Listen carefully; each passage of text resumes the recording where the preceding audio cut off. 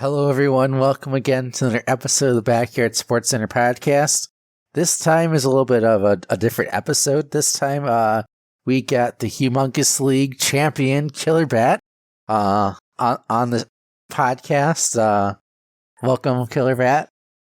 Thank you very much. And as always, got my co-host, Mr. Magician over here, Mr. Wizard. How's it going, everybody? So, Killerbat, as a lot of people know, you won the championship.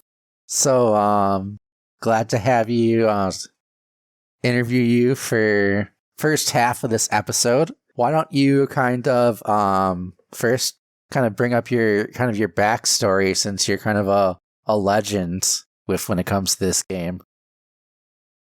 Wow, yeah, I can remember the day that my dad took me as a kid to Toys R Us, and it was right there on the end cap. Man, it was Cal Ripken staring me in the eyes. 2001, anyways. That version there, and it was a lock. Like, I had to get it. And my dad and mom, they weren't always people to just get me stuff, but we were Orioles fans, so he saw Cal Ripken, he was my hero.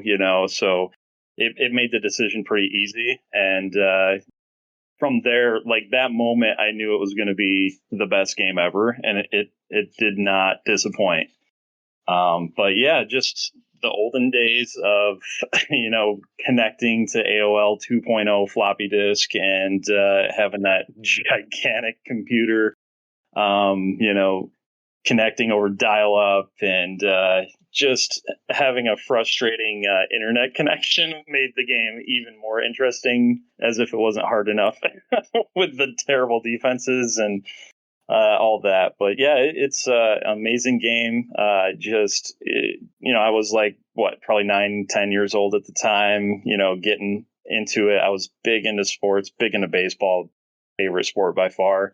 So it made the connection pretty easy for me, and just mastered the game. I just wanted to dominate, and I did back then too as a kid, and it was a lot of fun. But you guys have really built this community to something very special. I'd say it's even more fun, especially with all these spreadsheets, and we can all nerd out on all the different things, and chat with each other in the Discord and stuff. It's just awesome experience overall. Even just in the olden days, we only had the ability to basically just connect with people.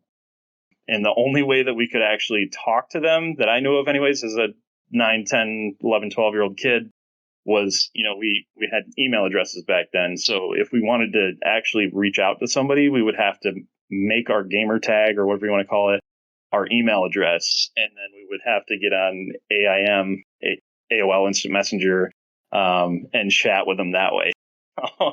Just made it a little bit harder to connect with people back then, but the Humongous Sports website was awesome. You guys dug up some of the archives there, so that's pretty cool. But anyways, yeah, that's kind of the backstory of where I started, where it began, and here we are now. BBOL season 3 has finished, and getting ready for the gauntlet for some rankings. And so it was a blast. It was an awesome season. I wish I could have came away with season 2 too, but we gotta spread the wealth a little bit. Also, Hellerman. For sure. Hey, you're showing your age there, Killerbat, with your references to AIM and dial-up and Toys R Us. I know. So was this your first iteration of the game, or did you play 97 offline? Yeah, I played 97 offline before that. Probably not as intensely, just because the MLB pros were part of the 2001. But Pablo, he was the beast, and Keisha, you still had all the key characters there, so Ahmed, Amir. So I definitely had the original version as well. But 2001 just hit a different level, and the online play factor was always huge. I had a lot of cousins and my brother and friends. We did a lot of multiplayer games. Just it could have been anything. It was the Mario Karts, the all the different, multiplayer battle modes. We were just always very competitive kids, so it made this so much more fun than just bashing the computer, over and over. Mm-hmm. Yeah.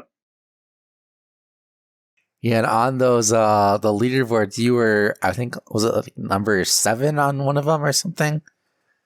It varied.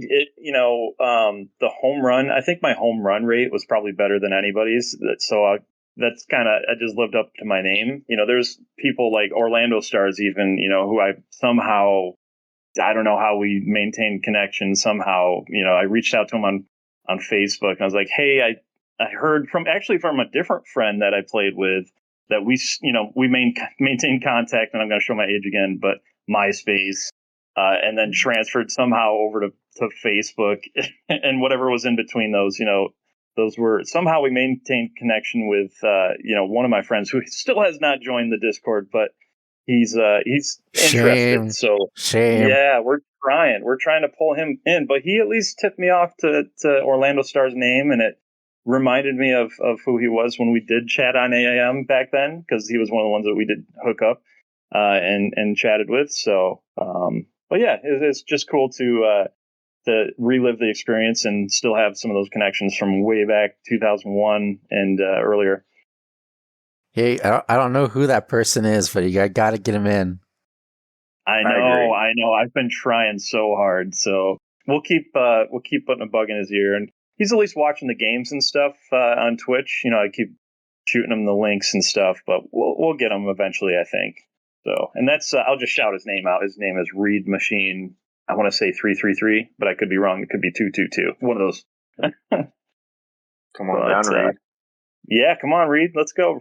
And we had, he was very competitive as well.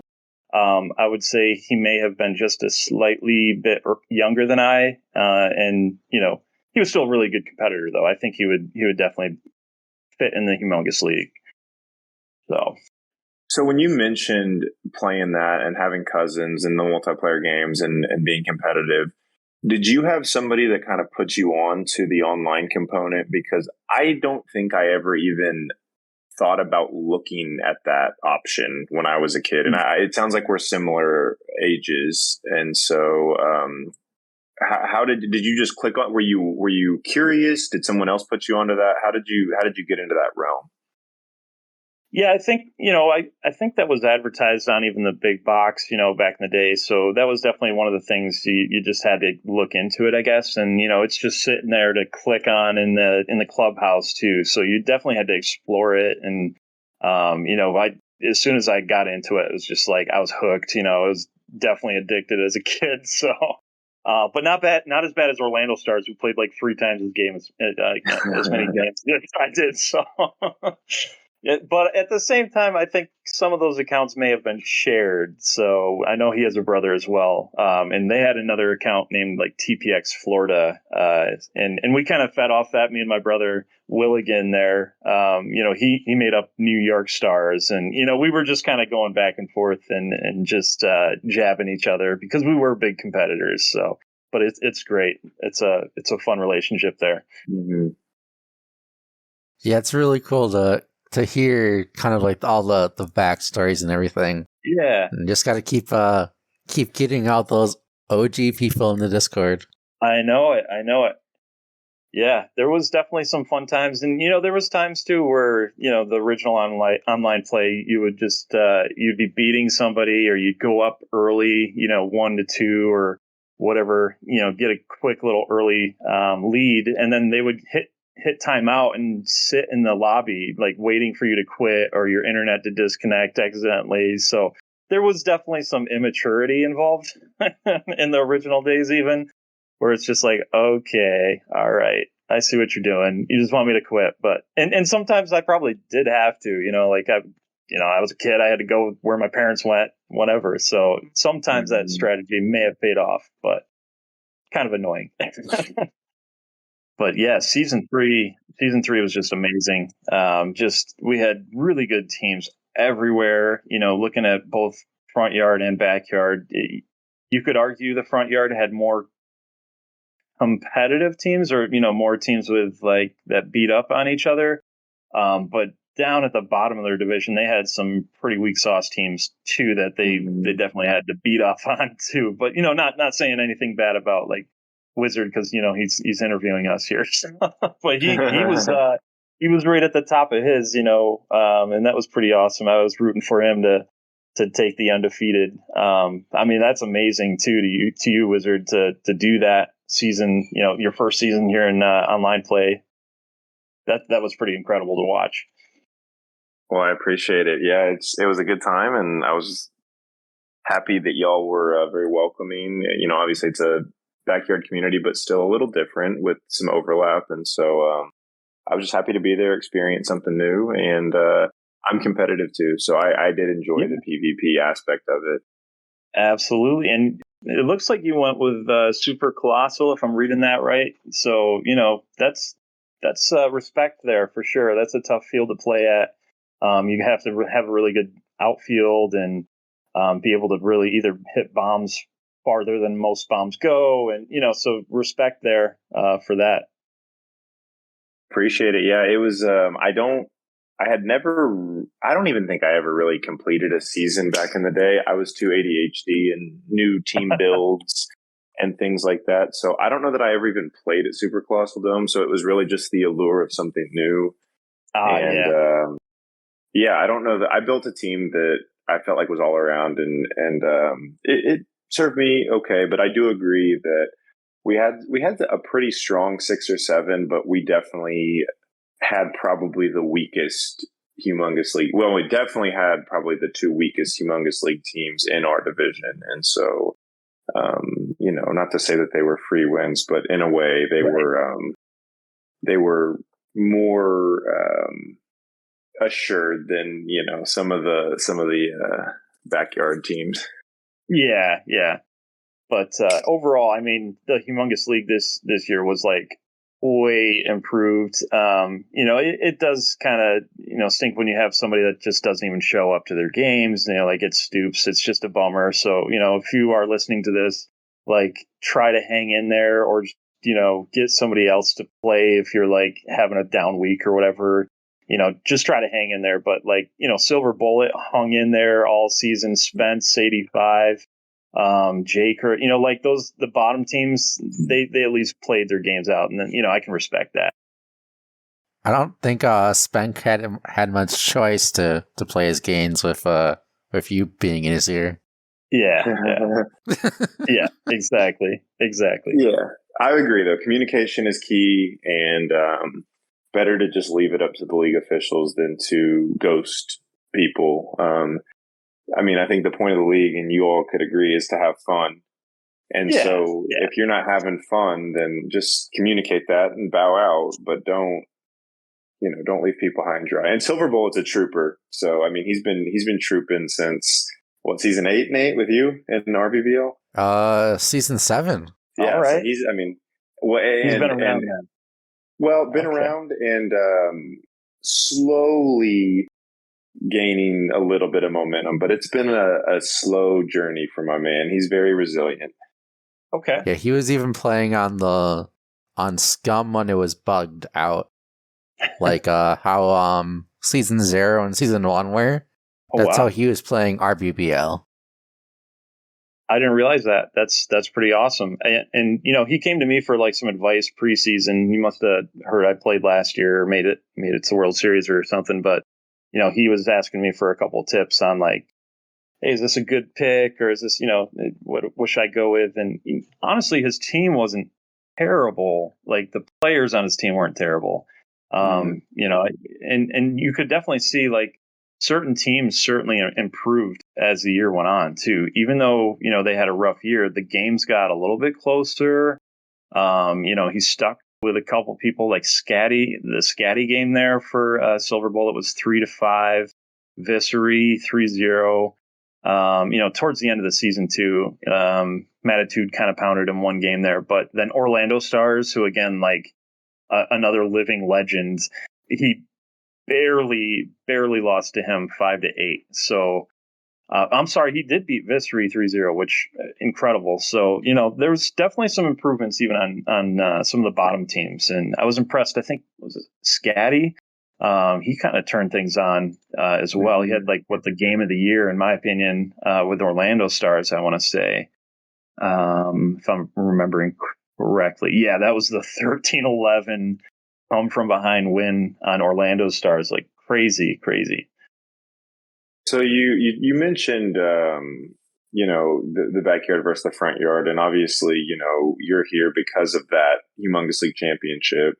But walk us through kind of the team comp plan.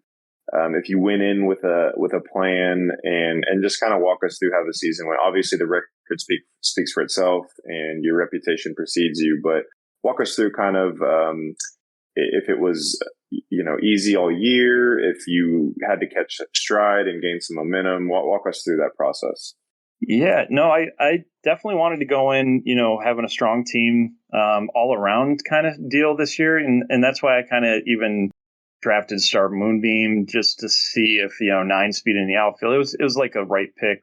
It felt like at the time I was just trying to venture into a little bit more of a have that key in the outfield that can just, even if I have a terrible outfielder on the right and left corners, at least she can get to the ball and get it in. So I went with that in mind. Especially last year, losing with such a terrible defense at the end. Like I threw the ball away with Serena DeMonte. Like she had a great arm, but she just threw it down the third baseline and blew it, last year. So anyways, I was just like, I didn't want that to happen again. I wanted solid fielders all around. So I got, Keisha with pick number 2. Even Zenon's not a terrible defender. He's got 73 cord. There's just little things like that I was definitely looking for. I wanted to have a good defense with some pretty solid arms if possible. And I felt like I kind of got that good enough to the point where, it didn't completely kill me in the playoffs. And there was a couple games there. It was rough. Obviously the game 1 against Hines, 9-1 beating there. And then Schwilly in the championship, the 12-4 pounding. And some of that was just, he was hitting great. Like Schwilly is definitely one of the best managers out there too. So, the games were intense, and even Mattitude gave me a run for my money there too. That was not an easy series by any stretch. Both 1-run games there. So yeah, it was just intense. But yeah, I tried to build in a way that, I had the power, obviously, really know that I can drive the ball well. I was looking for at least a little bit of a speed improvement over last year. I think I got that for the most part, even with Star. I went with that in mind, like, hey, just getting that, and then I feel like the fielding the arms really helped big time. And then I kind of didn't know what I was doing there with the pitching. I think Nancy had like a 6 or 7 ERA last year. But I saw potential there. I just felt like I could trust my abilities and see if we could get it done. Didn't really know what I was getting in there with her, but 75 power, 6 speed, 72 coordination. So there was things that I was looking for all around from defense that just hope it was better than average, or at least like close to average, where it wouldn't kill me. And, it definitely worked out. There was definitely some times where it was rough and a struggle, but that's backyard baseball, Mm-hmm. You still drafted lots of bats according to your living up to your name. Yeah. Let's see, you gotta look at in the regular season, you get 25 home runs, Xenon hit 10. Rachel only hit 5. Come on, what's up with that? Only 5 home runs. Come on, She probably hit 5 or 6 foul, But no, she had a great year too. I mean, her average was 576. Just definitely like my second best hitter. I thought that would have been Keisha for the most part, but it was Rachel for sure. Like second best. She hit 7 doubles. Like that was pretty solid as well. So she was driving the ball. It just times it just did not get out, unfortunately. But 18 RBI matched Zenon's.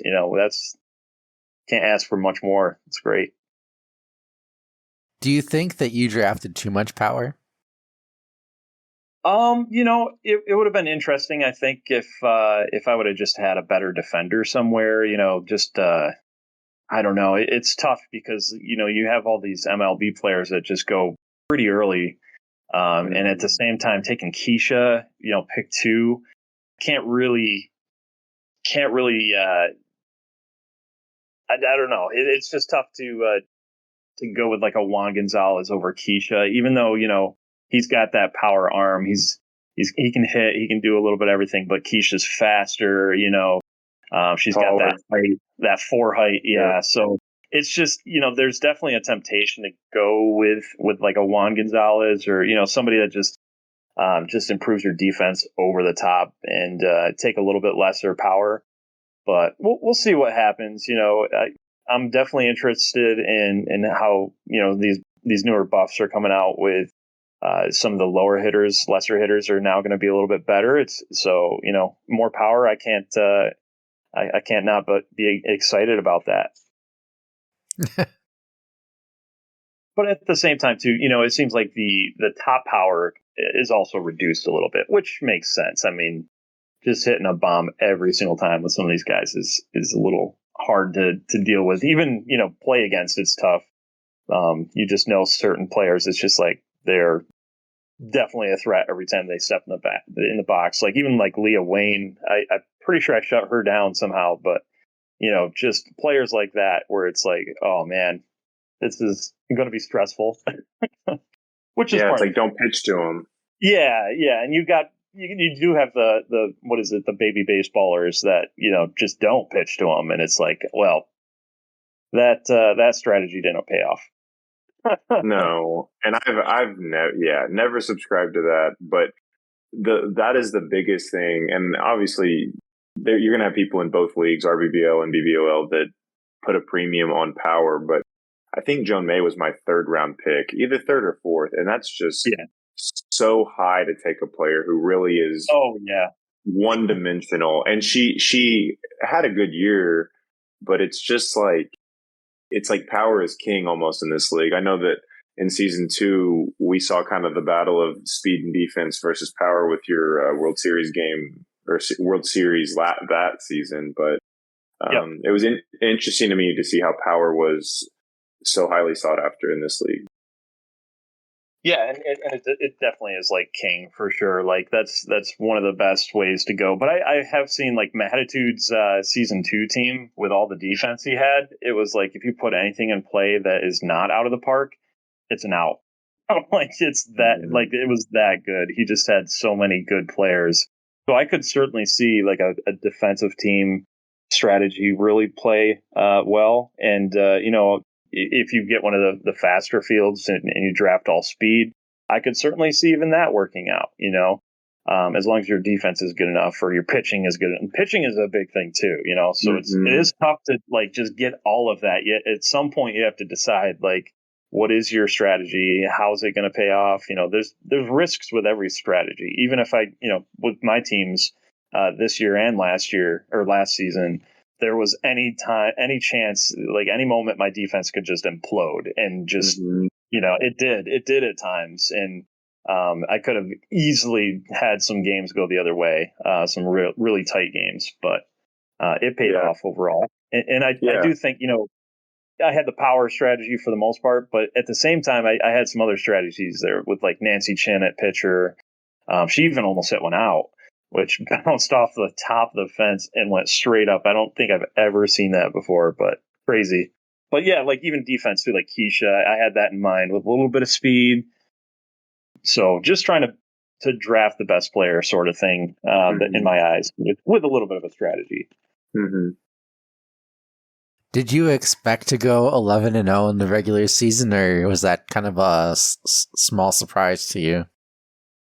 Oh yeah, I knew I was gonna. No, there's no chance. I thought it was gonna go that way.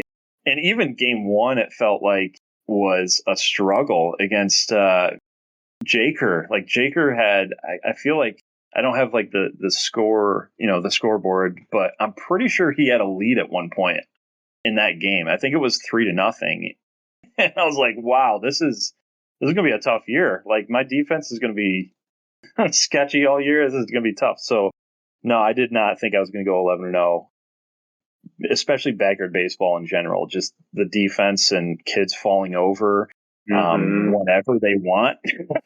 It's just like shenanigans. Yeah, exactly. I mean, it's just a flawed game in that aspect where at any point a random kid can just fall over as a ball's being thrown to them, like they did to Butch in the playoffs. Like, come on. So there's things like that, but it makes the game quirky and fun and random at times, and I think that's part of the fun. So I agree.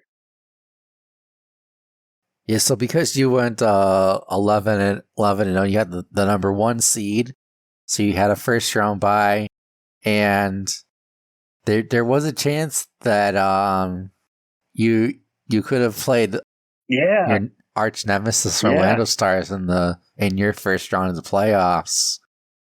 Turned out that you ended up playing Mattitude, who played you really, really close, like you mentioned before. Both were 1-run games, and I believe Matt was winning in game 1. Oh yeah. I mean, anytime we play, it is not a fun game. I mean, from a stressful standpoint, like, he is legit. And for me, having a high seed and having to get Mattitude my first playoff game was not something I was looking forward to. And at the same time, any of those teams that are in our division, like in our playoffs, it was not going to be a fun matchup. So yeah, it was not the lower seed. It says lower seed, but Mattitude is and his team with Ahmed and Amir and all them, like, that's just not an easy game. So you have that hard fought first series. Matt gives you everything you want, and then you get Hines, who probably has, besides you, who won the series, maybe the most impressive playoff run. Just caught fire.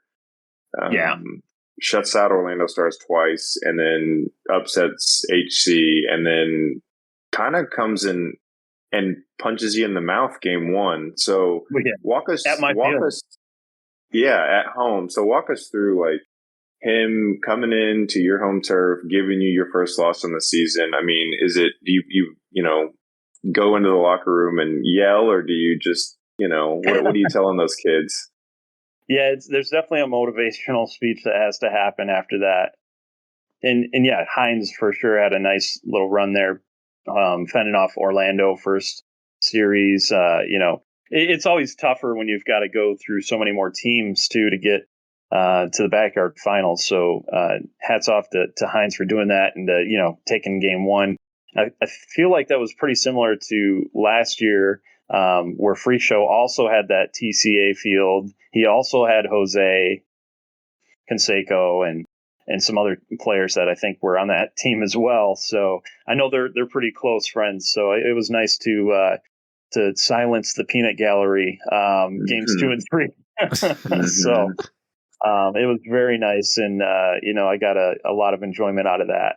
But Hines, yeah, he's a good guy. He played tough, and I had to bounce back, and obviously I had to win that game or it was go home, sort of deal. So yeah, it was nice to go into his field, and my team is definitely not built for TCA, but somehow came away with that pretty big 7-1 victory, kind of showing them that I wasn't going to just go away quietly there, and brought it back home and somehow held them off on a 1-0 game 3. So yeah. Yeah, I remember that was a really, really entertaining series, and then because of that, you won that, and that led you to your second consecutive championship or World Series appearance. And this time you faced Schwilly. There was also a chance that you might have played your brother, but Willigan lost to Schwilly in 2 games. Schwilly had a really good playoffs. He swept both of his series going into it, and gave you a good run for your money too in game 1. So you kind of were in both the backyard finals and the World Series, had your backs against the wall down 0-1. Yeah. I just think it's something that makes series more interesting. Just getting the first loss out of the way. Not the way I would want to plan it, I guess. But no, Schwilly just came and absolutely obliterated me at my home field again. But I'm looking at the actual Excel file here, and it says "ha ha." So I guess I got the last laugh with the home away. Finished off at his field. Man, Shrilly is the ultimate competitor. He is such a fun person to just direct message as we're playing and stuff too. And he's the ultimate sport too. Like he doesn't care that much in the end. He not in the way that like he's not a passionate gamer, but like in the way that it's just fun to play against him. Like a light going spirit. So. Anyways, he had an amazing team. I did not think I had a real good chance against his team because he was so loaded just all around. He had a better defense, I'm sure, especially, trading for Sally too. Getting that piece was I was a little bit scared of that. So, but, we still had some pretty fun games there, after the 12-4 beating. Boy, I definitely had another speech prepared for my team after that. And we played I think we played the doubleheader there on a Sunday night.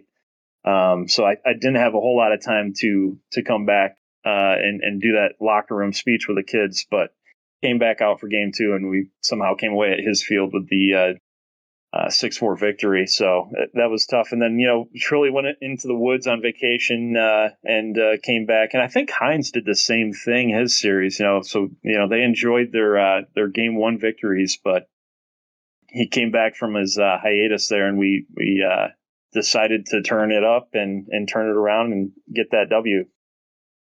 So I guess the darkness retreat didn't go too well for Swilly. So maybe that's what don't do darkness retreats if you want to be Killerbat. Yeah, it didn't work out for Aaron Rodgers either, right? Yeah. Like when he do 4 passes or 4 plays or something. Yeah. Not even learn from history. Yeah. Yeah. So you had an amazing season. Yeah. Just incredible. The child prodigy ends up on top. It was great. Yeah, it was amazing year, amazing run. The playoff, man, they were tough. They were tough, no doubt. And I think it's only going to get even more tough as we get some of these new teams in from the junior league, and it's just going to be exciting to see some of these new upgrades that they made, the modifications to the game, and boy, it was incredible taking Zenon with that first pick. Well, not first pick, but like 23rd or 24th pick.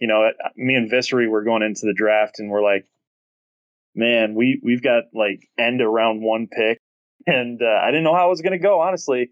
But I knew people were like, they didn't want me to take like a top 10 player. So I was just like, well, let's see what's at the bottom of round 1. And Zenon was there. And I was like, man, I gotta go with the bat. There's really nothing else. Like I think my picks were like potentially, I don't know, Kenny Lofton maybe, or somebody around that area. And I have played with Kenny before, and he's fast, but he's got like that lefty disadvantage, I'd say. And just things like that, whereas like, I really got to play to my skills here. So went with Zenon, and he certainly paid off, 10 bombs in the playoffs. And what do you do in the regular season? Was it another 10 or so? Yeah, 10 in the regular season. So, he definitely paid off for sure.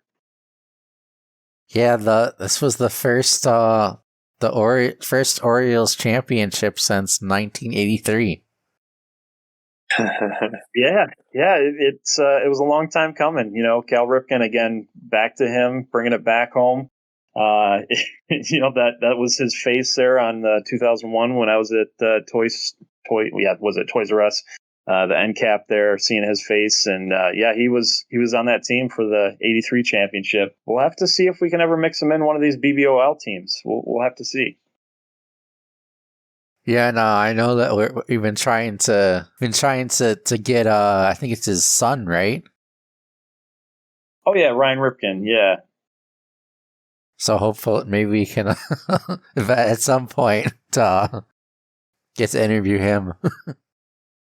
yeah. He sounds interested. So maybe after our real life O's, do it big time here this year against the Braves or whoever decides to make it to the championship.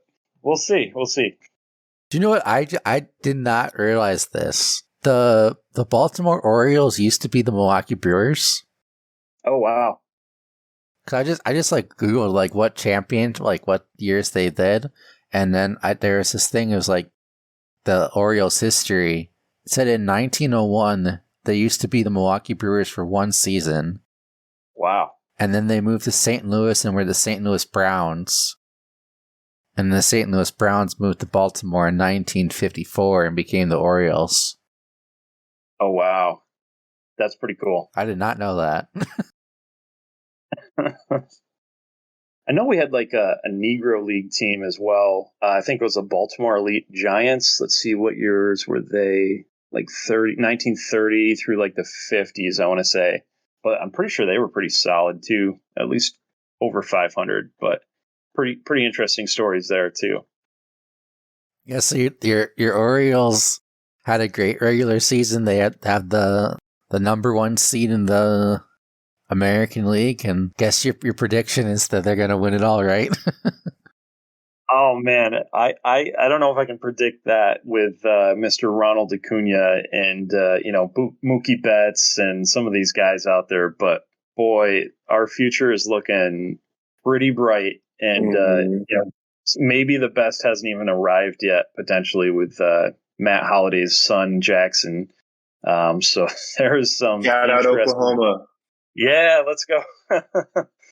So there's some interesting young talented beasts that are arriving this year, and it's already paying off. I wouldn't have imagined we would have been this good this year, and it's happening. So if it's destiny to make it that far, that would be amazing. But I was actually kind of like secretly rooting that Houston missed the playoffs because there was a chance they could have, and somehow they ended up winning their division in the last couple of days. So oh well, but they are definitely the kings still of the AL, I'd say, just because World Series visits 3 of the last 5 years or something, and so we'll see how it shakes out. But man, they are playing really well. Gunnar and Adley and our G-Rod guy, our pitcher, is stepping up big time. So I don't know who would be like the face of the franchise if they recreated Backyard Baseball 2024, 2025. It'd either have to be like Adley. I think it'd have to be Adley. I mean, Gunnar's getting up there, but yeah, we got some guys that are super skilled, and it probably came from tanking and just being so bad from the past 5 years, but they built it the right way. They drafted the right guys, and yeah. So we'll see how it goes. I give all credit to the rebuild to Chris Davis. Yeah. I think Adley would be my pick though for backyard play. Yeah, I agree. It's tough to get catchers sometimes too, so that's that's having nice. having a young catcher is so big time. Yeah, for y'all. It is. Yeah, and just you can just see it's not just like his gameplay; it's like his leadership too. Like every game, like every pitcher, he greets off the mound as they're coming off the mound, gives them hugs, high fives. Like he is just so encouraging to be around. You can just see it every single inning. It's amazing. Yeah, he'll be the Jason Kendall of Backyard Baseball, the new one. Right? What stats would you give him for the baseballs? If you had to give Adley into Backyard Baseball, what would his batting, running, pitching, and fielding in balls be? Yeah. I think he'd have a really high contact. Mm-hmm.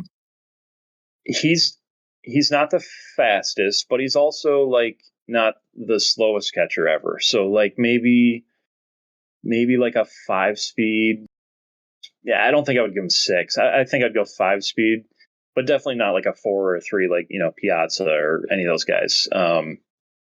Power, it's tough because I think he's going to grow into even more, but I would give him probably like,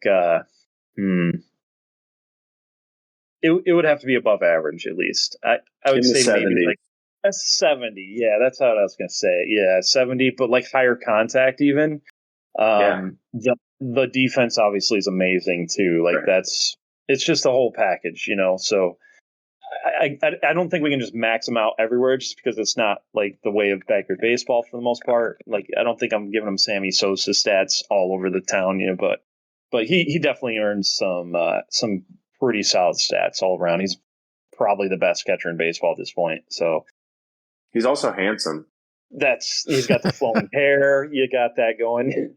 It's just the total package, right? Now the question is he more handsomer than Jibbo? That's the real question. Ooh, that's not even a debate. Jibbo's taking that every time. Yeah, especially when he's wearing the stash, the sweater. Oh yeah. Jibbo just needs some flow, and he's a knockout. He's already a knockout, but yeah, easily. Yeah. Yeah, I think unless you got anything else, that's gonna do it for this portion of today's episode.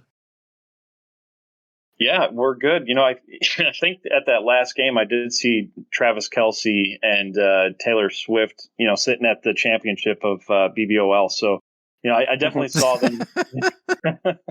But the gauntlet is coming up here. I'm really excited for that. Oh, I forgot to mention that. Let's talk about that real quick.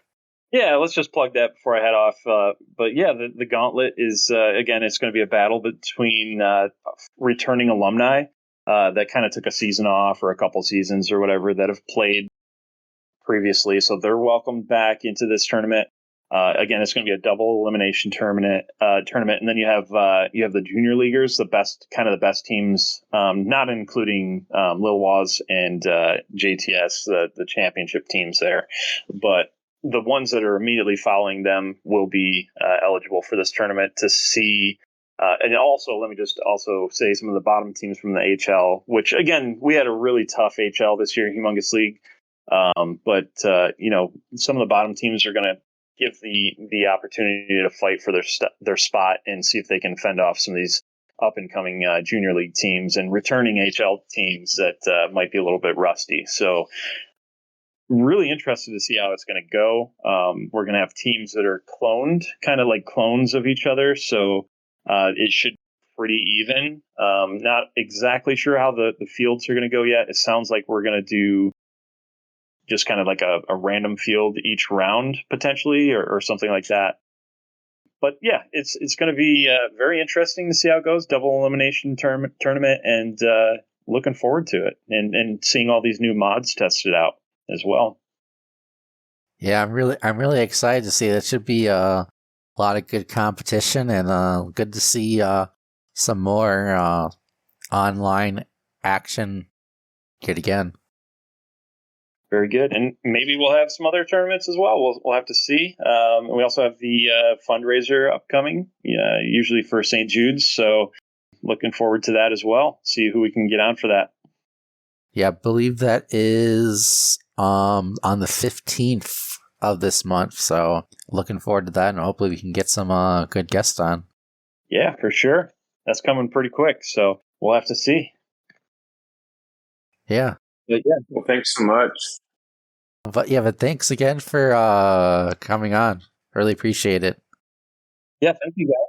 It was an awesome season. Looking forward to the next one, and really appreciate everything you guys are doing, and looking forward to listening back to this. So you guys have a good night.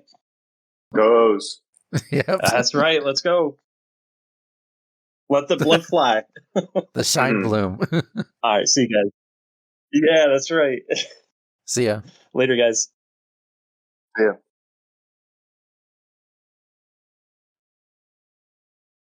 Thanks, Killerbat, for that interview. It was a lot of fun. Now we have the winner of the Junior League, LillWaws, on the show. So welcome. No, it's been while to try to get the schedules worked out, but finally had a time that worked for all three of us, and really excited to have you on the show. Yeah, thanks, Nate. Thanks, Wizard, as well. Yeah, we all are clearly different, some busy people living on different coasts with different work schedules. Good for us, we have lives outside of our BBL. We aren't just this isn't our entire lives, right, guys? As far as everyone knows, yes. Thanks for stopping by, the LillWaws. Good to have you. Of course, yeah. I've been looking forward to doing this. Real quick, before we get into the meat and potatoes of everything, and I forgot to do it with Killerbat, but I could actually do your shout out to you in person for the Patreon. So thank you for being a subscriber to that. And Killerbat as well. I forgot to do that, but I wanted to make sure I got those out of the way before I forgot. Oh yeah, of course. No, it's I'm really looking forward to see the Patreon grow with our generous donations every month. And wait to see what you guys have cooking. It's nice to get the episodes out a little early. Definitely helped me with my prep for our BBO with getting the previews and stuff in a little bit earlier. Yeah, but moving on to your season, I know it was your kind of going back to the very beginning when you signed up. You weren't exactly sure what division you wanted to be in, and there was a lot of controversy that surrounded that decision. So I think that's a good place to start. Why did you end up deciding to choose to be in the Junior League versus the Humongous League for the season? Well, I mean, my first RBBL season, I was definitely humbled a little bit. I was 5-9. I came in, thinking I was, been playing this for a while, even though I had just picked it back up. I played it a lot as a kid, so I was like, okay, this will probably be pretty easy. And then I go 5-9 in the RBBL format, and I'm thinking, well, okay, I haven't played online in so long that if I got humbled just doing like against the AI like I have been, then these guys probably could like kill me in the Humongous League. So I had played like one or two like scrimmages maybe heading into Junior League, and I guess really the online format is a better use of my skill set because it turned out to be not so bad. Now I could have gone to Humongous League and like done really poorly like I would have imagined, but yeah, I guess I did play a little bit of online back in the day, and I think even that was so long ago, like I do think that experience probably gave me a leg up on most of the junior leaguers who were more like picking it up for the first time, or at least less experienced in that. I did not know that you actually played it on the original servers. That's really cool. Yeah, I mean, geez, that was what, like 20 years ago now. But yeah, I do remember doing that on the original servers for sure. Well, as you mentioned, coming in and being an RBBL player prior to your time in the online league, I don't know if you've mentioned this, and I don't think on the podcast, but how did you find the server? What was that process like for you?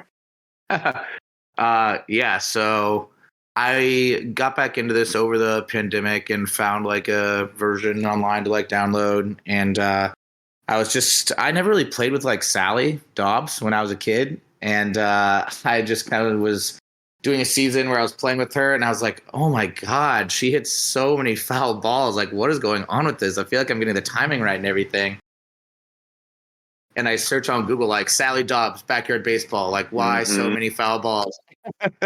And I search on, so I searched that on Google, and then I go across the fandom page, and I think, like, that was in her descriptor, like, crazy, or someone had put in there that Sally's like low contact, like gives her a lot of foul balls. And I was like, oh, this makes sense. And then I saw on her page too, like all these stats from the different seasons of RBBL that I'd never seen before.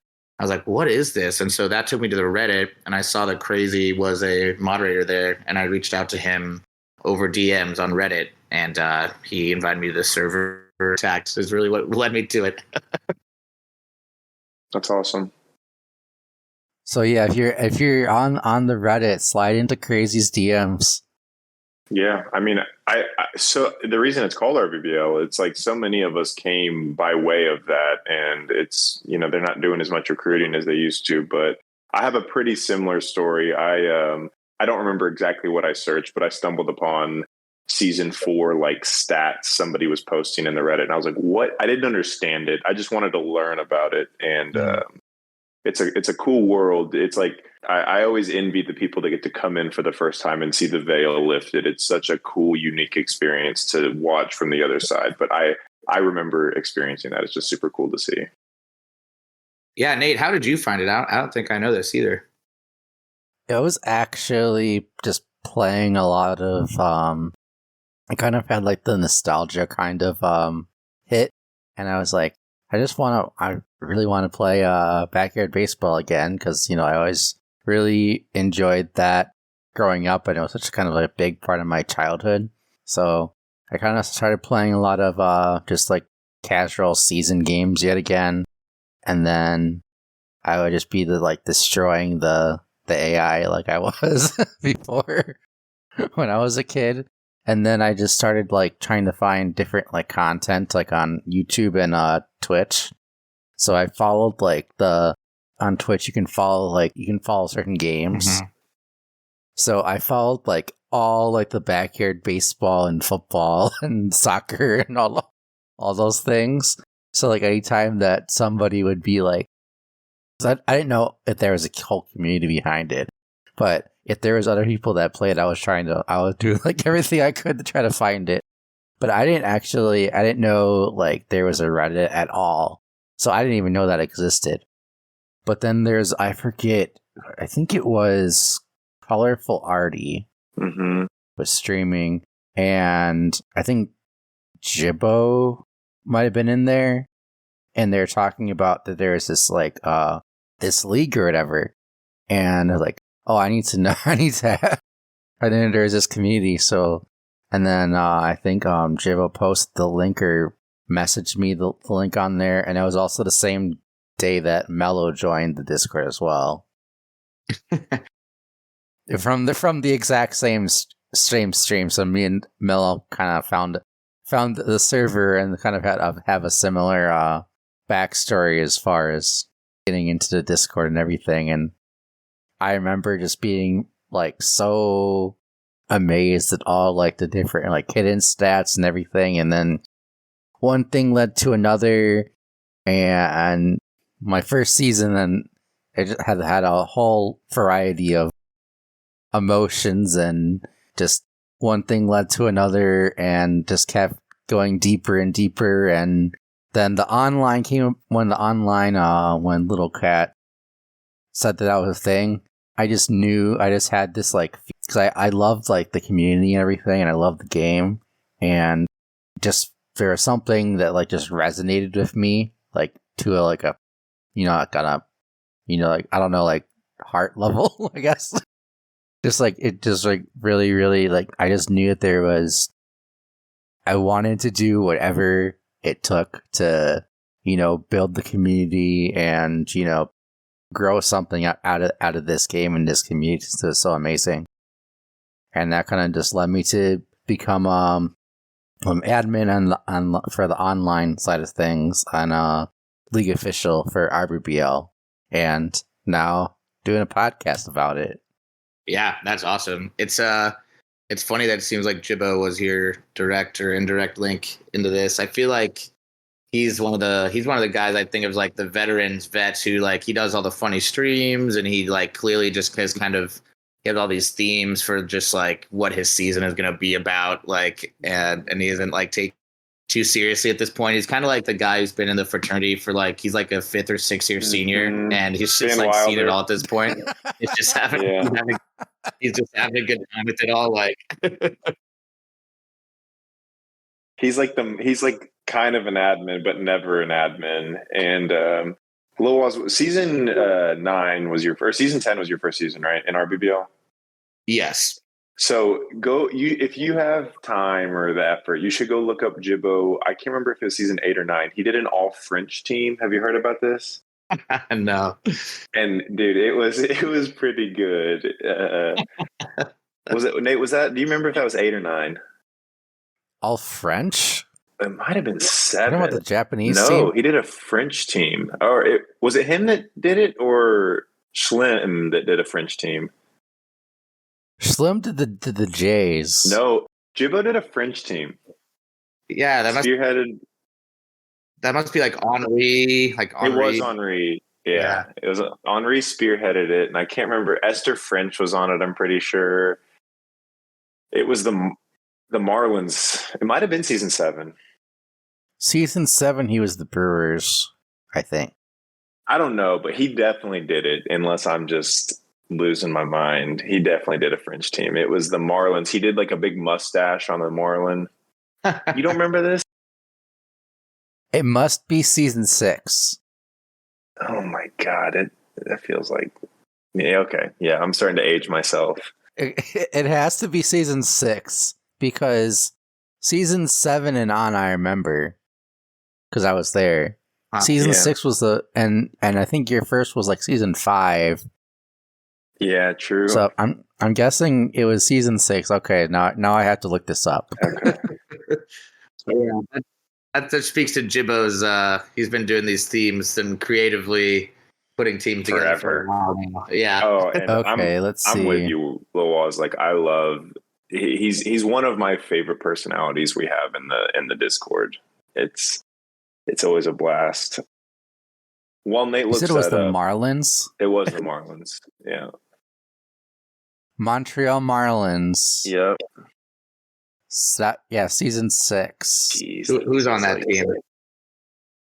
Okay, that's NL East. Okay. Maybe Marquis Dubois. Yeah, probably. He literally had a whole plan. And it was at Dubois Diamond too, Yeah. Dubois Diamond.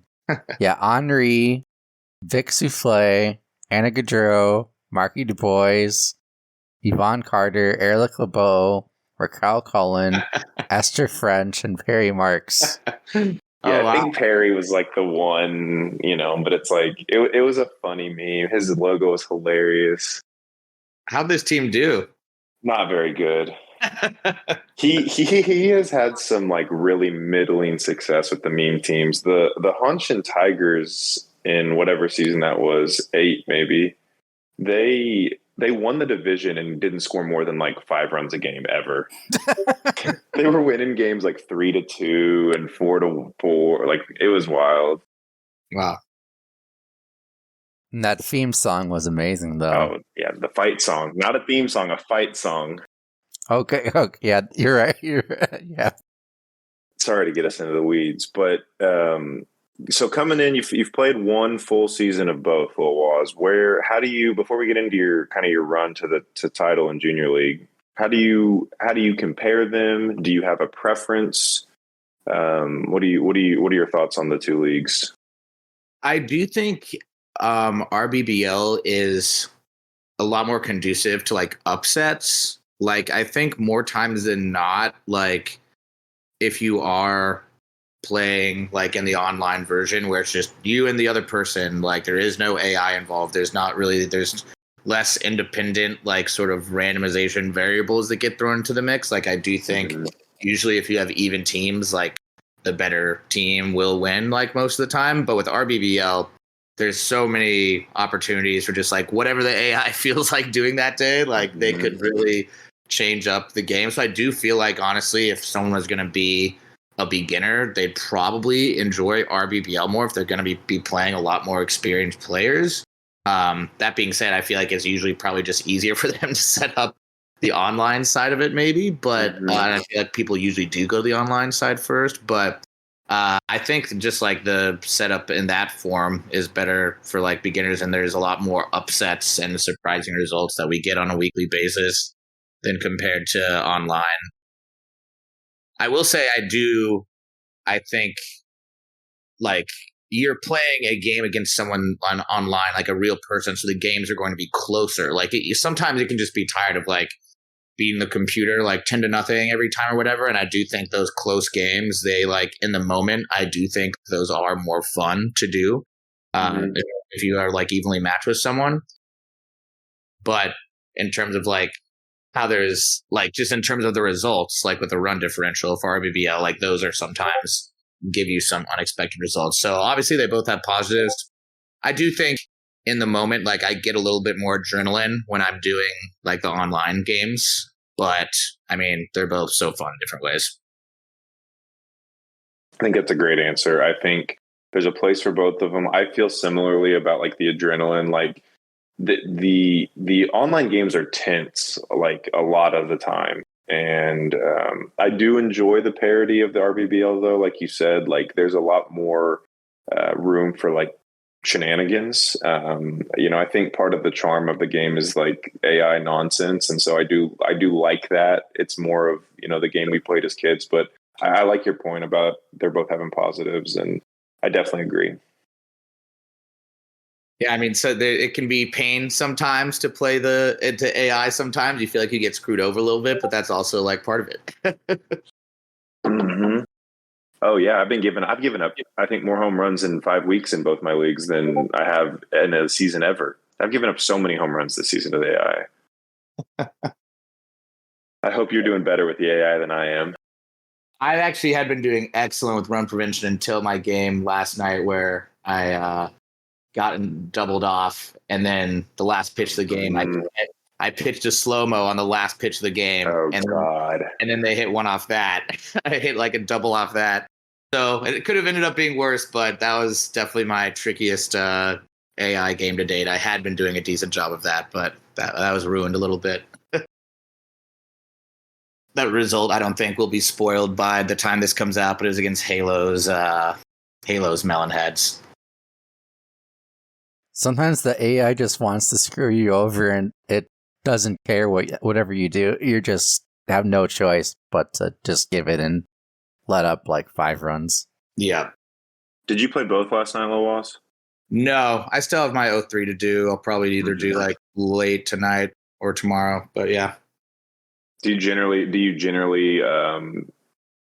play them separately?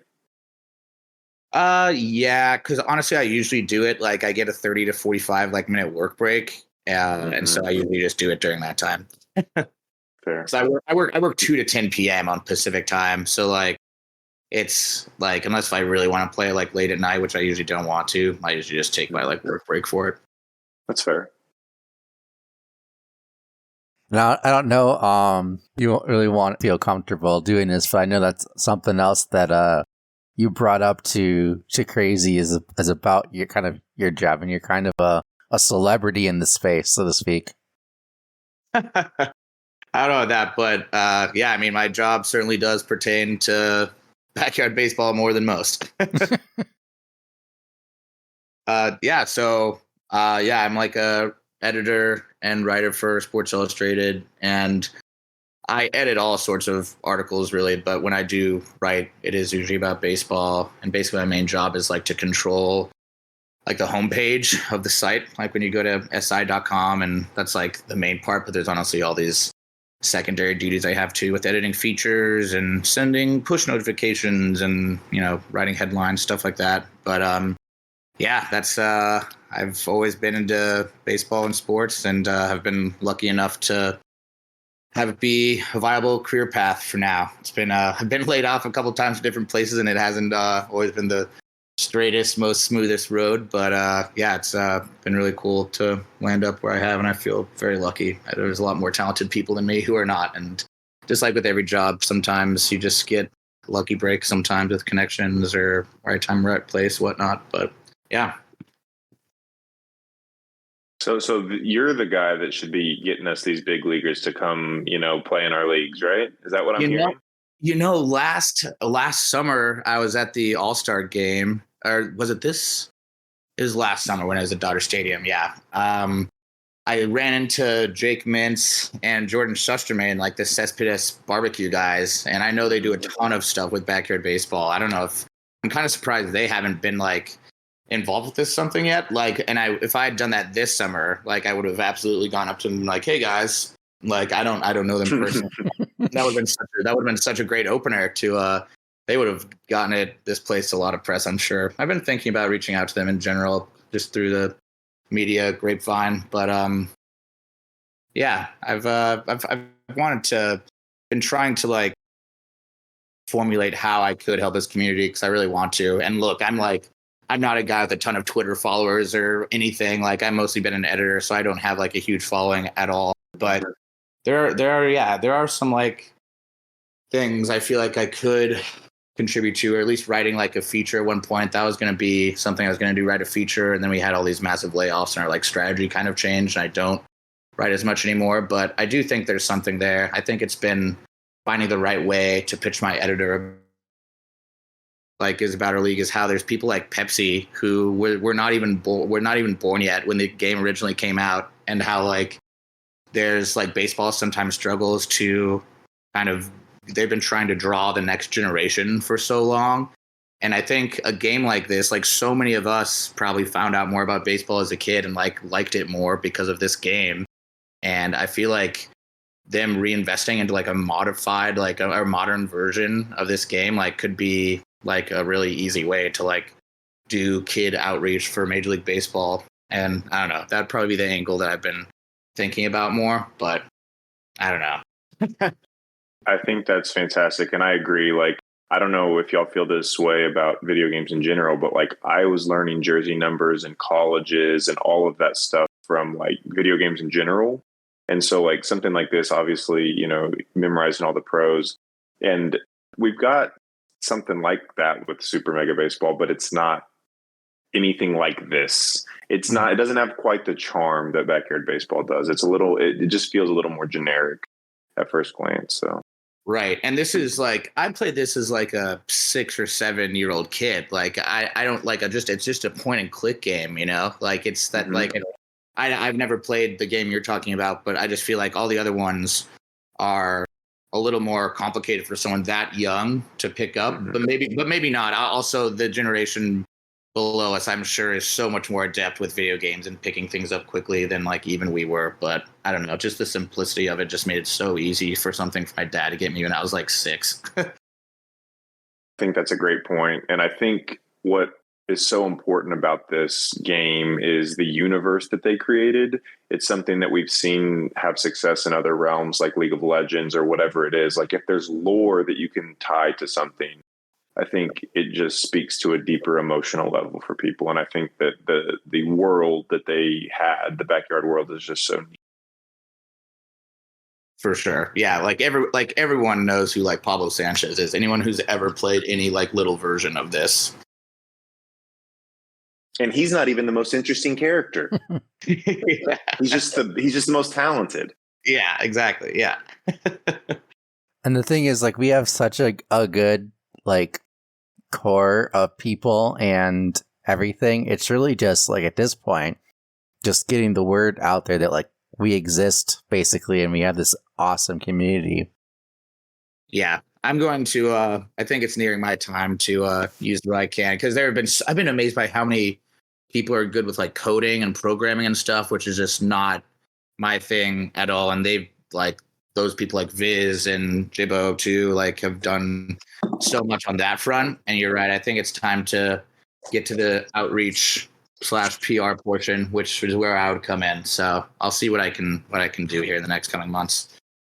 Well, I just remembered, I think it was Kyle Schwarber mentioned that like there was this clip on like Instagram that someone posted that like if he could play with any fictional baseball character, he said it'd be Pablo Sanchez. That's great. So if you know him, you know. Yeah, I mean, he's seems like the Phillies are going to be involved in the playoffs for a little longer. Maybe it ends up being Phillies Dodgers, which seems unlikely at this point with the Dodgers. But honestly, if they end up coming out to LA, I could definitely swing, like getting in the clubhouse and asking about it. But I'm not at the level where I can really travel around to different places. But if anyone ever comes to the Dodgers or Angels to play, that's really my opening. So, no, I was going to say Ohtani or Trout would be really cool. Oh, Ohtani, man. And talking to Ohtani is like, it's like submitting an interview for like the president. Like there is like he really doesn't give any solo time at all to anyone. It's just like a madhouse whenever like, and it's, you know, it's funny. Every kind of athlete goes by the rules of the team, but Ohtani just has his own set of rules because the Angels don't want to like make him do anything that he doesn't want to do. Like, please stay with us. So like, he really just does his own thing. But could you imagine just like how much like if there was a new game was created and like got the people like, you know, the correct people that actually were going to do something with the rights and like kind of like had him as like the headline superstar, like how crazy that would be. Oh yeah, that'd be awesome. And like, oh, that would be so cool. He would be the new Pablo Sanchez, really, except even better because he'd had 3 heights. That's what it would be. It wouldn't be anything else. It's the height that would make him that much better. Yeah. Yeah, for those of you that are well aware of the hidden stats, you definitely know what we're talking about, the height. I know that was kind of a fun rabbit trail. We kind of swing a little bit back because we could talk about that stuff for hours. Yeah. Going back to, so you made the decision to join the junior league. Kind of let's pivot over to the draft. And did you have any kind of idea of what kind of team you wanted to build, what kind of strategy you're looking for, what kind of players you're looking to kind of get? I definitely wanted to make sure like I had solid enough fielders with like my first few picks. I wanted to go power, but also like all around. Like I ended up going Cheryl, Keisha, Jeter, and Nomar, and like getting Nomar on the 4th, I thought was like amazing. I didn't think he would be there. Jeter, who was my first round pick in RBBL via Maryland, like his clone, like getting him in the 3rd, I thought was like a ridiculously good get too. So after I had Cheryl and Keisha as like 2 really good power hitters, I felt like I had a lot of room to focus on speed and fielding after that. And that's sort of what I did with Derek and Nomar being all around. And then Lance is just like my guy. He was the one person I was really, for my first RBL season, I was like, oh, this guy's really good. I like how he can pitch, got the power, ram him with slow balls all day long, and it doesn't lose any stamina really. So getting him in the 5th was great. And then, yeah, speed with Stewart and Alex and Ramona. And then Jocinda, I just realized I didn't really have a first baseman at that point. And then Jocinda was sitting there kind of as the perfect first baseman. So, yeah, as far as like draft strategy, I guess it was just make sure to get enough power, but I had a feeling that some other people might underestimate speed and defense like toward the latter part of the draft. And so was just hoping to like capitalize off that. Was there anyone that you didn't enjoy having on that team, despite obviously only losing 1 game and winning the World Series? Oh man, I feel like honestly, like everyone played pretty well for me. I guess Ramona only hit like 371 or so, but it honestly felt like better than that, honestly. So, I mean, Alex's like low contact was a little frustrating sometimes, but I felt like that was more of a benefit than anything. Like sometimes that frustrates me just playing the AI, but I thought having him as like a low contact hitter and just like getting rid of the opposite pitcher's stamina, that really helped. Defense, I was really happy with all around pretty much. I guess if there's anything, it'd be Ramona, but I mean, she was my 8th round pick, so I was not expecting a stud. And like Jocinda for my 9th rounder was honestly great. She got on base like close to half the time and just made steady contact and was rock solid at first base. So no, I thought all the kids like did their job more or less. It's hard to complain about how the season went, really.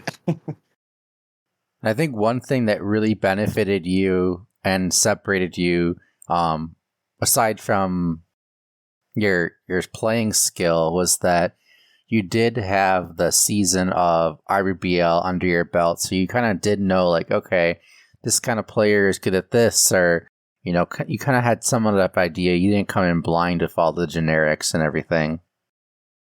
Yeah, like I probably would not have drafted Lance in the 5th round if I had not already had experience with him and seen that he had a ton of pop, and that just having one really good pitch, like having one 100 rated slow ball, could like basically take care of most of your pitching for you. So from that standpoint, that definitely helped. Yeah.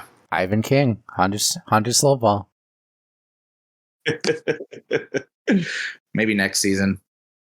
If you win the Humongous League next season, in season 5, you have to draft Ivan King. How about that? Yeah, I'll make that deal. All right. That's fair. Well, by the way, when is season 4? I guess you guys are doing the gauntlet right now. Is season 4 going to start up like closer to the new year or before that or what? Believe season 4 will signups will be pretty much once the gauntlet is over. I believe that's kind of roughly the game plan. So probably signups are going to be like late this month. Would be my guess, and then sometime in November, maybe start. Okay, breaking news. I mean, this is not 100% set in stone. This is kind of the rough, so subject to change. Other Sure. admins don't get mad at me. Yeah. But season 4 is just going to be crazy for the Humongous League. There's going to be so much more talent. And like each game, I don't think there's going to be like a single bad player in the Humongous League this season. Yeah, I'm really interested to see how the gauntlet plays out, to see who else joins us there. But it does seem like that there will. It didn't seem like I was surprised by how many like big RBBL names like didn't do like great in Humongous League, which just means that there's just a ton of depth of talent there. So yeah, that'll be super fun. That's why I'm excited I get to play in the junior league next year.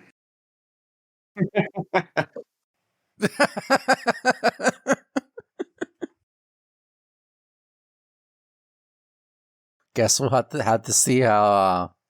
Well, if you make the playoffs again, Wizard, you won't be in the junior league the following season. That was a fluke. That was a fluke. Yeah. But moving on, let's look at some of your stats. Let's see. Hit 28 home runs on the season. Cheryl hit 12 home runs, 35 RBIs. Hit over 700. You hit almost 600 as a team, which is just insane. 333 total bases. Yeah. Over 100 runs, 112 runs scored. That's over 10 a game.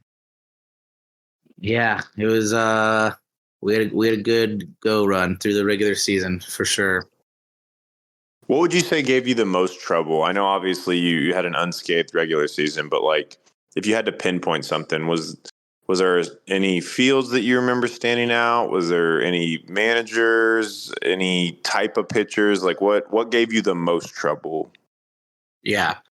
Well, I certainly think that during the regular season, the toughest opponent I faced was Prob.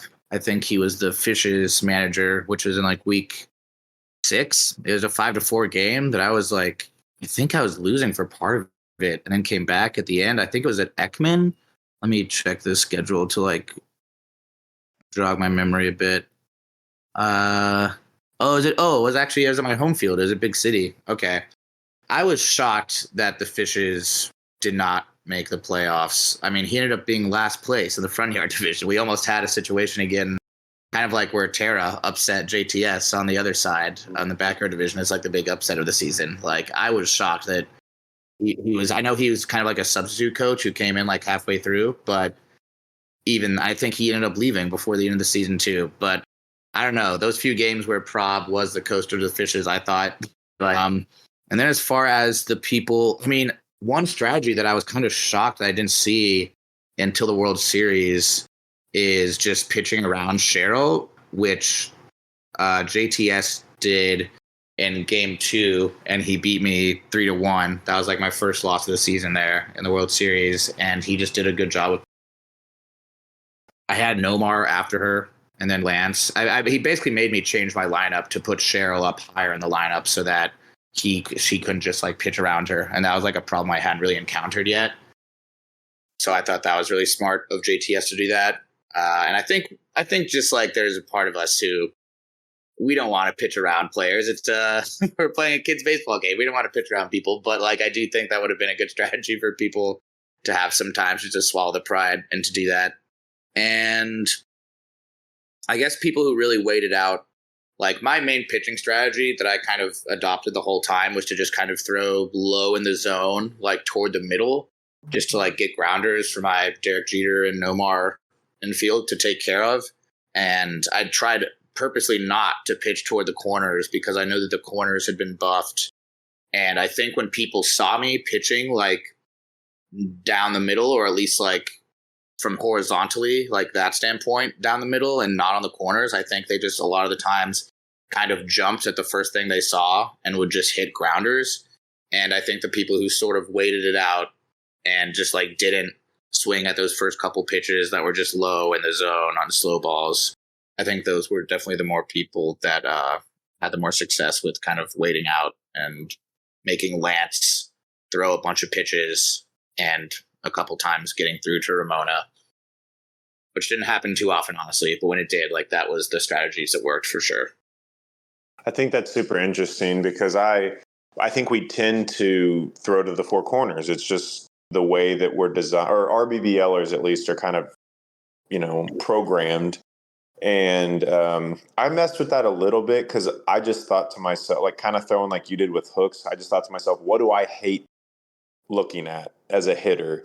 And I think Schwilly had a similar approach to pitching, and it's effective. I think those are harder to see because you're judging up and down is a little bit easier. Like if your pitch misses out or in, it's a little bit easier to read. So I think that's a super effective strategy. Yeah, it was interesting to see just like how everyone for the most part was pitching their corners. And I just knew that Viz had told us from the very beginning that the corners had been boosted.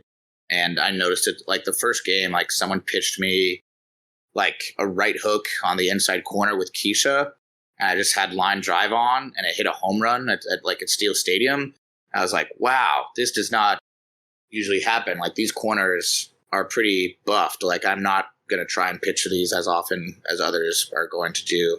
And it felt like that did help. And also from a hitting standpoint, like having line drive on more than power. I probably only hit with power with like Cheryl and Lance.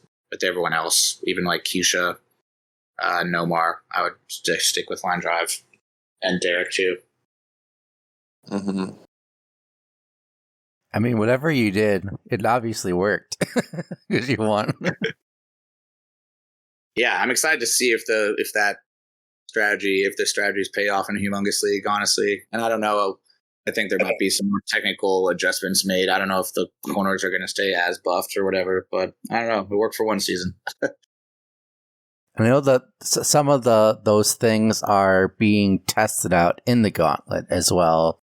There's I know there's a whole list of things, and I believe Question Monkey wrote a post about all the changes that it's somewhere that you can see all what the different changes are to it. Cool. I think one of them is the strike zone. We changed so that outside and outside pitches are like the hitting is not automatically like buff. It's more symmetric. Sorry I don't know if you guys heard that. I just turned my TV on and it made an extremely loud noise. I'm sorry about that. I did not even hear. Beauty of editing. Yeah, sorry. I did not even hear. What would you say? Would you say the changes that were being made? I missed that because I was trying to make that not an issue. So I basically was just saying that I know some of those changes are kind of testing out in the gauntlet. I don't know if that's all the changes that we're going to be making going into season 4, but I know one of the biggest ones is the batting, the strike zone, as far as making it so that the outside pitches are basically the same as the inside pitches. And the sweet spots are basically symmetrical, more or less. Got it. Oh yeah, that'll be interesting. Okay. I know there's a few other things, but all those will be talked about. Find that out in the Discord, and we'll put a link in the description of it, so you can join the Discord if you are not in the online sports Discord. And stay tuned for whatever updates we will have going into Season 4. And make sure you have competitive mods enabled if you want to have all the special rule changes and be able to play with generics. Wow. Real sports update for a sec. The Diamondbacks just hit 4 solo home runs on the 3rd inning, are now up on the Dodgers 4-0. What did I tell you? What did I say? What did I say before we went live? Yeah. It's the Brewers' curse. It's kind of like, oh my gosh, what was that like really douchey movie? And like at the Good Luck Chuck, it was like Dane Cook dated a girl, and then they'd find the marriage, like the next guy they date would be the one they married. That's like what the Brewers are. They're Dane Cook and Good Luck Chuck. It's not a good sign. What a run Dane Cook had. Oh, also, speaking of that, it looks like the Astros have beaten the Twins and that they have moved on to the ALCS. Yep, we got Rangers, Astros, battle for Texas. Yeah, that'll be super fun. That is cool. And Creed is in the Rangers corner, and I'm not ever betting against Creed. So, do you think, I know since we're kind of on this kind of real life sports tangent, do you think your Braves will come back and win the series, or do you think that they are going to be done for? I said from the beginning of this series that I thought the Phillies were going to win this one, honestly, even with the historic home run offense, whatnot. Like, I think all that stuff is a bit overblown. Like, the pitching for the Braves now is not like Charlie Morton, who, even though he's like 40 years old, like, he's very solid in the postseason. And I know that Fried like had the blister and is not 100%. He got blown up the other day. So it's really just Strider, and Strider was hit. He was hit hard by the Phillies last year. He was hit pretty hard in Game 1. So now the season comes down to him tomorrow in Philadelphia. And I could see him pulling out some vintage stuff and getting to Game 5, but I don't like the odds of the Braves winning 2 in a row against the Phillies now. I think I would like to see them put up some fight and at least get to Game 5 back in Atlanta, but I just don't see it now. The Phillies really are like one of those teams that are just built for the postseason, it feels like, at this point. So I think they're gonna finish the job, and I would favor them to beat the Diamondbacks as well. I do. I'm not with. I think either the Phillies or Braves would beat the Diamondbacks if they get to best of 7 LCS. But I don't know. It's kind of interesting that it looks like that the NLCS is going to be 2 wildcard teams, or a good chance that that's the case. Yeah, it was that way last year too with the Phillies and Padres. Yeah. What a fall from glory the Padres have had. Yeah, I have a bit of a soft spot for the Padres because I covered them my first summer out of college. I was like a junior beat writer down in San Diego when they were like very, very boring to cover, when they were just like winning 75 games every year. But it's been cool to see the Padres come back up and kind of give the Dodgers a fight, but that actually was not really the case this year at all. So they lost the Chargers down there. San Diego's a low-key, underrated, tortured sports town, but they just aren't as passionate and loud about it as some other places, so they don't really get a ton of recognition for it. Were you there for James Shields? Yeah. Actually, I think that was the year after. Yeah, that was the year after I left. I was there 2014, and then that offseason, they traded, I believe, for Shields. Shields was not on the team when I was covering them. For sure. I was trying to think because I was like, you're probably not old enough to have covered Heath Bell. No. Houston Street was like the closer when I was there. Oh, word. Old yeah. Houston Street. Yeah. He was the guy there. Had they acquired Myers yet? That was right around that time, right? Myers. Will Myers. Oh, Will Myers. Yes. I think they did that the year after too. I'm like they basically what happened is the front office got fired right as I was leaving, and then they hired AJ Preller, and AJ Preller started making them more interesting like immediately and making all those big trades. We had like Houston Street and Chase Headley was traded mid-season to the Yankees when I was there. Yeah, and like Alexi Amarista was like the starting second, or like Jed Jerko was like there too. Third base. That is when they were still navy but lost the orange. They were just like boring navy white. Yeah, and they hadn't shifted correct. to the yellow. They were yet. just a very boring mid-70s win team when I was there. Trying to think back to the time machine of that era of them. Jed Jerko, that's a name I haven't even thought of in years. That's a throwback. Yeah, you're not a very nice guy. You finished with the Cards, right? Yeah, that's what I think of when I think of Jerko. I think of the Cardinals. Well, yeah. Speaking of the Padres, shout out to Manatee. He's a big Padres fan. Yeah. Made the playoffs and gave Killerbat a run for their money as well. So shout out to Matud, league admin.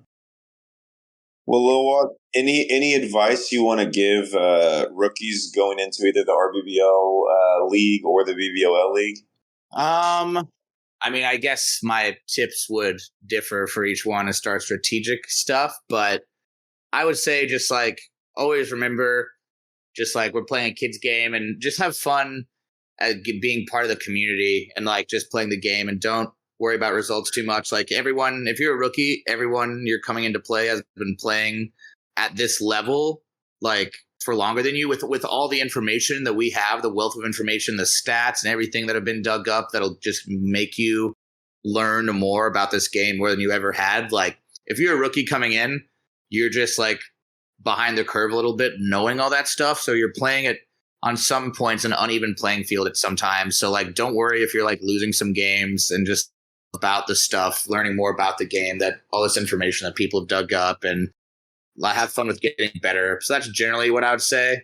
And then as far as strategic stuff, just make sure to get arms. Because my first season playing without arms on defense was not a good time. So that's what I would say, just in terms of one strategic thing, to draft kids with throwing arms.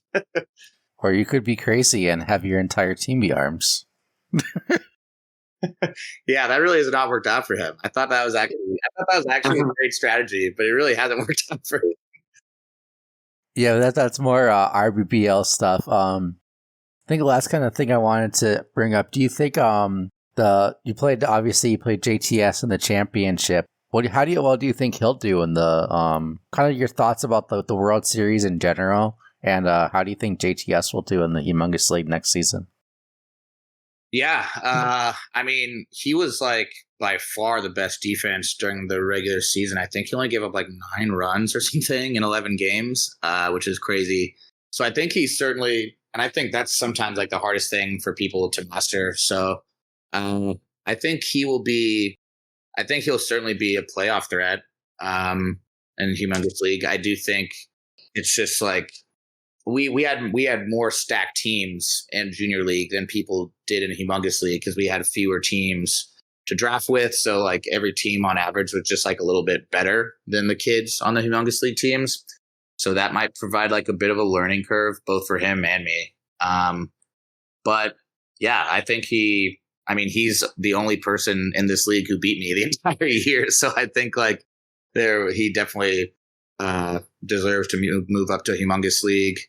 Yeah, I think he's like a defense focused guy, but if he also like improves on the offensive end, then he'll be a force to be reckoned with.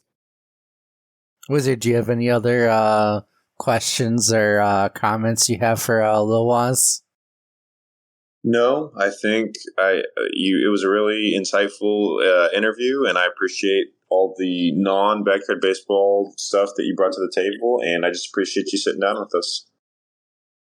Yeah, guys, this was fun. Thanks for having me. I will say one thing I wanted to say before logging off. I was shocked. Cheryl Reynolds did not win MVP of the front yard division. Who was counting the ballots? I want to recount there. Cheryl was crushing it. I don't know what happened. And Lance had an Otani act. I was shocked to see that Keisha, who I thought was like my third best player, tied for first. I don't know what happened there. I was very interested to see those results. Are you talking about for the MVP for the regular season? I think it was like what everyone voted on. Okay, actually, let's see. Where did that get posted? League Resources? Oh, yeah, League Resources, yeah. Lindsay Felgate, Keisha Phillips. Yeah, Cheryl and Lance were like, league leaders-wise, they were like crushing. Well, Cheryl tied for Silver Slugger. Okay.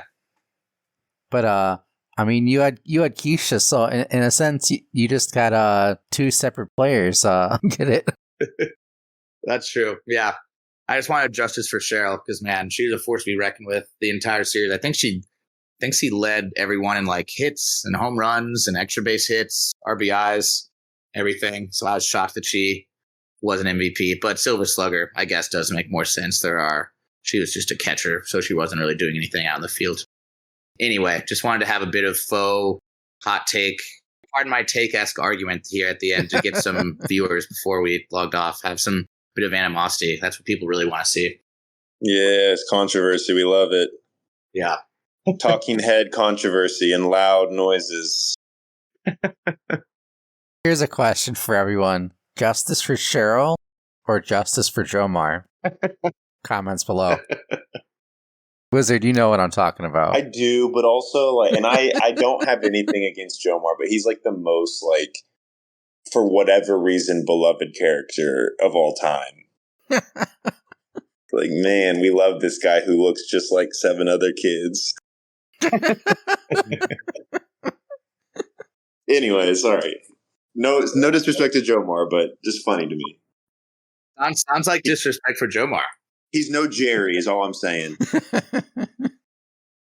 Does anyone know why is Jerry Winchell in 01 and Jerry Mahoney in 03 or vice versa? Why is that?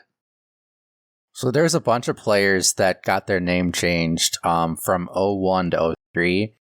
And I think that a large part of it was they were trying to... A lot of the names that they got changed to were people that worked on the game. Got it. Okay. His is the only one that stayed that close, though. Well, because I remember this came up on the RPBL, just like the main thread like a week ago or so. And someone was like, I wonder why they changed it from Olive Hussein to Olive Heidel. And someone was like, have you ever heard of Saddam Hussein? And I think that just goes back to some kid had not on RBBL on the Discord had not heard of Saddam Hussein before, and they did not know why they would change that name from Olive Hussein to Olive Heidel. And I was like, well, that makes sense as a name change. But Jerry Winchell, what did Winchell do, you know? Yeah, well, actually, I like the Jerry name change because now we can call him Jerry Himshell. Ooh, yeah, that is good. And that's what they had in mind, I'm sure. Obviously, they knew that was going to be a phrase and a meme. Like 20 years in the future. Yeah. You guys just wait. I got something brewing that I think everybody's going to like with regards to Jerry. Ooh.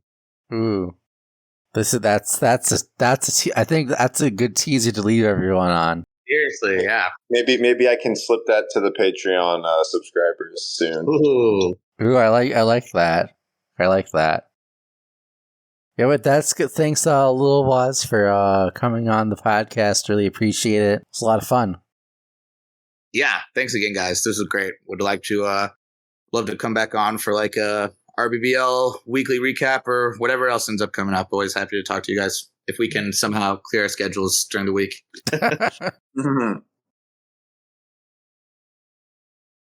Thanks, everyone, and we'll see you guys later.